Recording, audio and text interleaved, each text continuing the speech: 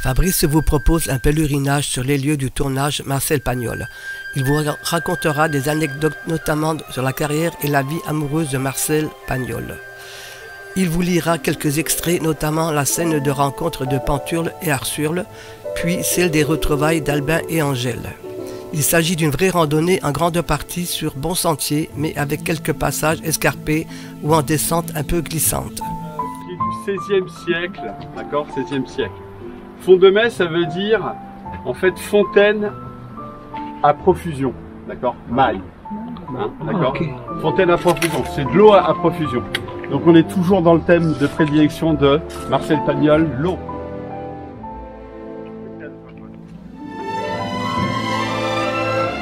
Au loin, la Fond de Mai, la Bastide. Ah oui, il y a le gare là-bas aussi. Okay. Ça, c'est la Fond de Mai, le nom de la Fond de Mai.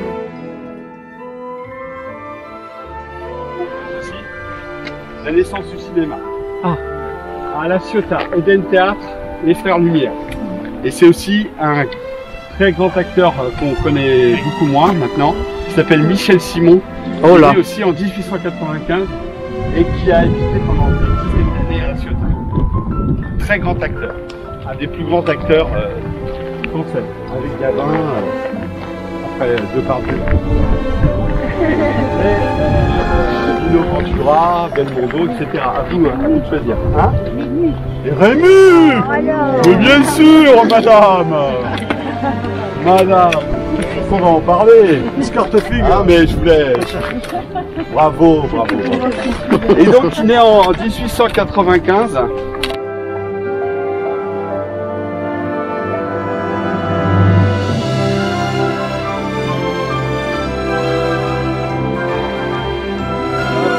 La maison du Gaulin. En 1952, fait par Marcel Pagnol. Parce que Marcel Pagnol, hein, en 45, il fait tourner Jacqueline, qui ne s'appelait pas encore Pagnol, dans Naïs avec Fernandel. D'accord? Et c'est pratique, hein, quand on fait du cinéma, on peut rapidement tomber amoureux. J'aurais dû faire du cinéma. Direction le Puy de Rému.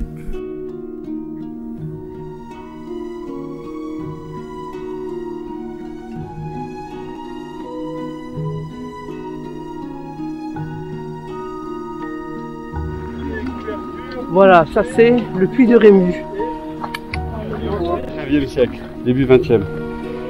Et André Pagnol, il va à chaque fois avec toute sa famille au Pont du Gard, parce que c'est un tailleur de pierre. Et donc il montre les prouesses des Romains. Marcel Pagnol, L'Île-et-le-Bellon, mort à 20 ans, en 1918. Patriote, il faut que tu me fasses un film. D'accord? Il dit ça à Marcel Pagnol. Et Marcel Pagnol, la fille du puisatier. D'accord? La fille, toujours l'eau. Thème le plus important, d'accord? L'eau. Les collines. D'accord? On passait à Moretti, Rému, à Moretti. Avec Philippe, Fernandel. Ça s'appelait Moretti le petit. Ils étaient deux stars dans les années 40. Hein, qui va être sur l'affiche, etc. Alors Marcel Pagnol, lui, il se pose pas de questions. Il met...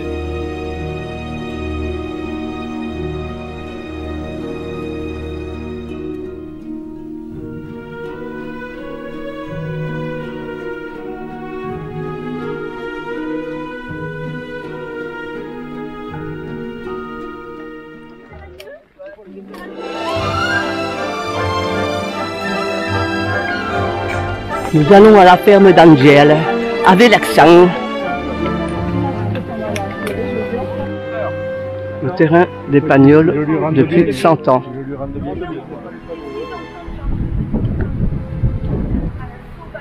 La sauvagine, c'est les sangliers, c'est les chevreuils, c'est les lapins. C'est la faune. C'est pour nourrir le gibier de Charles Bartavel. Non mais moi je ne savais pas non plus. Maintenant. C'est la ferme d'Angèle.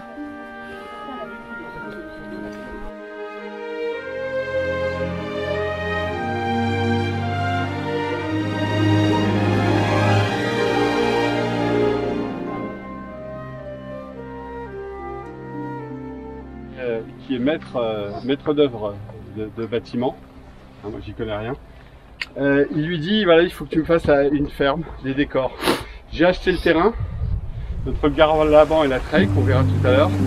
Maintenant, tu fais des constructions. Construction ici, ferme de Tambourchet, et tout à l'heure on ira là-haut. Des constructions de regain. Marius Broquier, le magicien. Parce que lui, il s'est dit... Marcel Pagnol acheta 25 hectares de collines et de garrigues.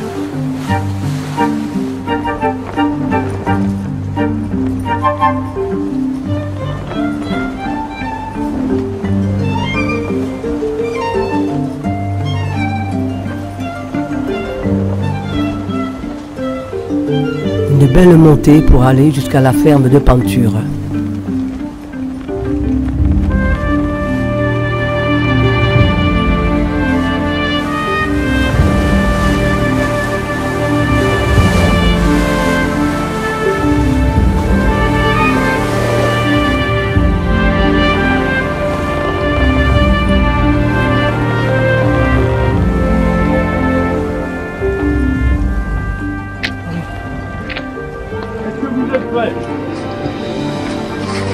Donc là, ok Marcel, c'est bon.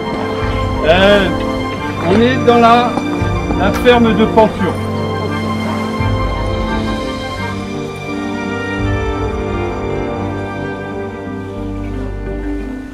On a vu un câble là pour monter toutes les affaires ici. Les caméras de 80 kg, tout le ciment, le machin, etc. Et ils vont construire l'église qui n'existe plus. Elle a été bombardée en 1943 parce que... Un village abandonné après la guerre de 14-18 en Provence qui inspira Jean Giono pour son roman Regain, sorti en 1930.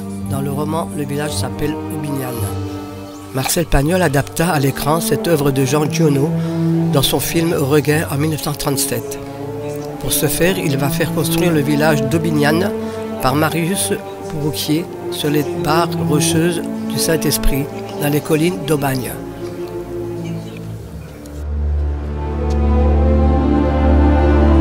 Entrée du village.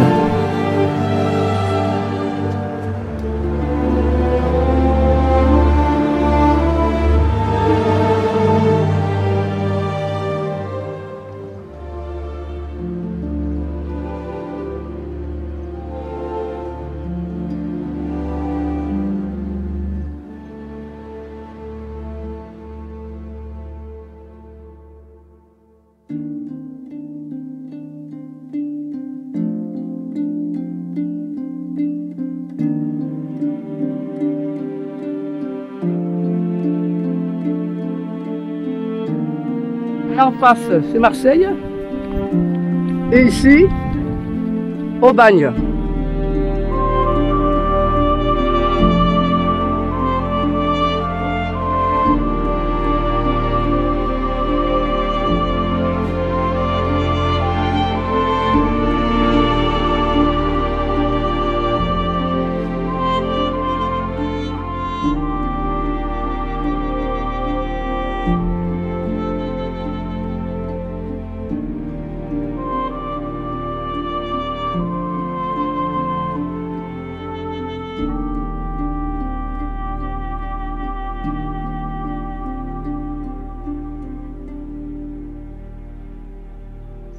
Je suis pas bon, de plaisanterie.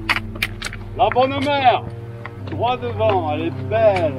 La bonne mère. L'île de Frioul derrière.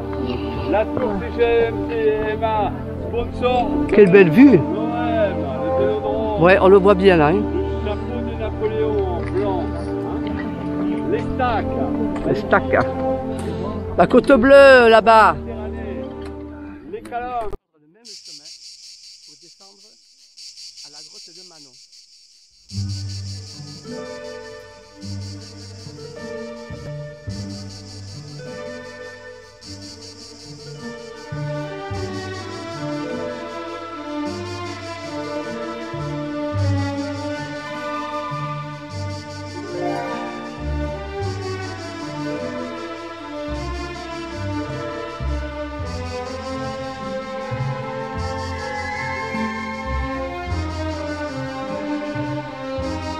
Bellon. La Treille qui est là-bas. Lily les Bellons. Lily les Bellons. C'est le copain, c'est le super ami, d'accord, de Marcel Pagnol. Okay. D'accord. Au Bellon, à l'époque, il y avait deux maisons. La maison de Lily les Bellons, du père, la maman, et la Bastide Blanche que louait Marcel Pagnol, Tante Rose et l'oncle Jules. D'accord. Ils sont là avec Paul, d'accord, Augustine, et bien sûr Joseph joue très bien au boule, c'est un très bon professeur, d'accord, il joue très bien aux dames, mais il est normalement, il ne sait pas chasser. Et c'est l'oncle Jules qui lui apprend à chasser. Et Marcel Pagnol, ça l'énerve qu'on maltraite son papa, d'accord, que son oncle le maltraite, d'accord. Son oncle qui vient du sud-ouest, qui roule les airs. Oui, oui. Or, et donc, au bout d'un moment, il y a Marcel qui dit quand est-ce qu'on va chasser, quand est-ce qu'on va chasser. Et il dit bientôt, bientôt. Mais demain c'est dimanche, c'est le jour du Seigneur, on n'ira pas chasser, Marcel.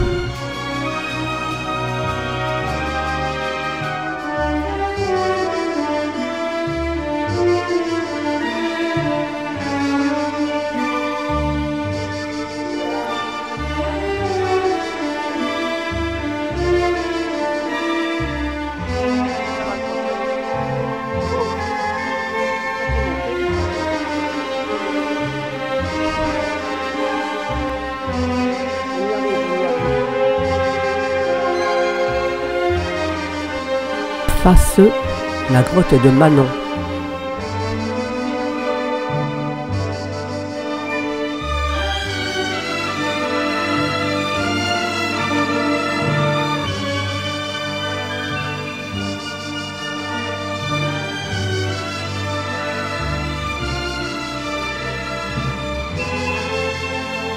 Encore une belle montée et on y est.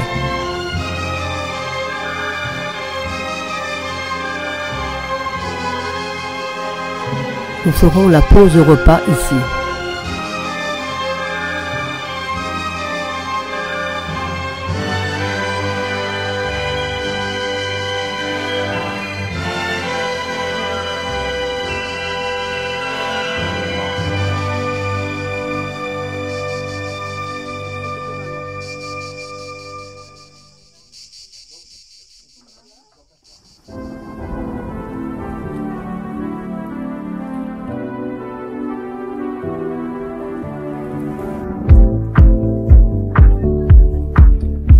Le retour vers la fond de mai sera sportif, avec le Mistral et quelques gouttes de pluie.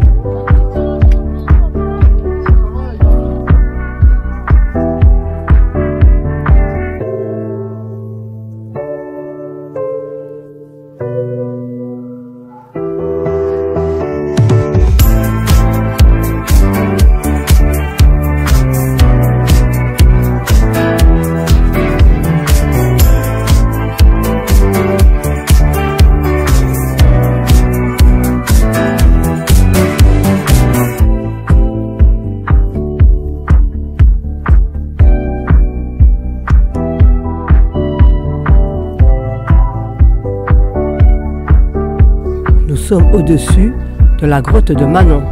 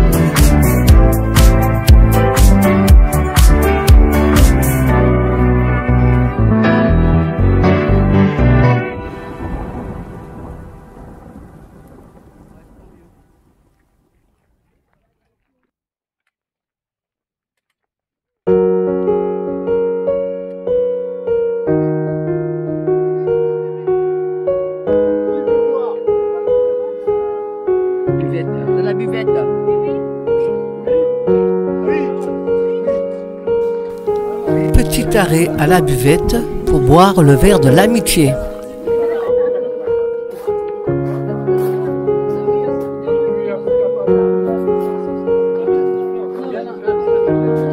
Le compteur. Hey. Voilà, c'est l'équipe. Oui.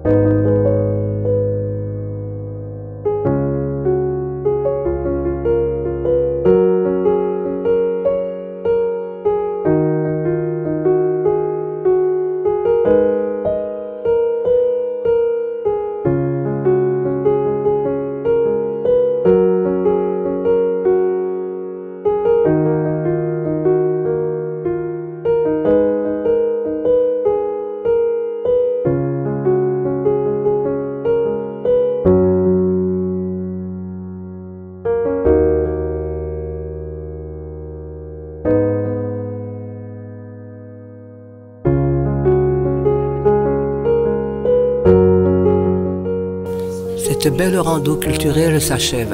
Nous remercions le club Gombertois, Plan de Cuc à l'eau, Fabrice et Patrick, et bien sûr sur les autres clubs de la région, et nous 6 personnes de Fausse Rando. À bientôt pour d'autres aventures.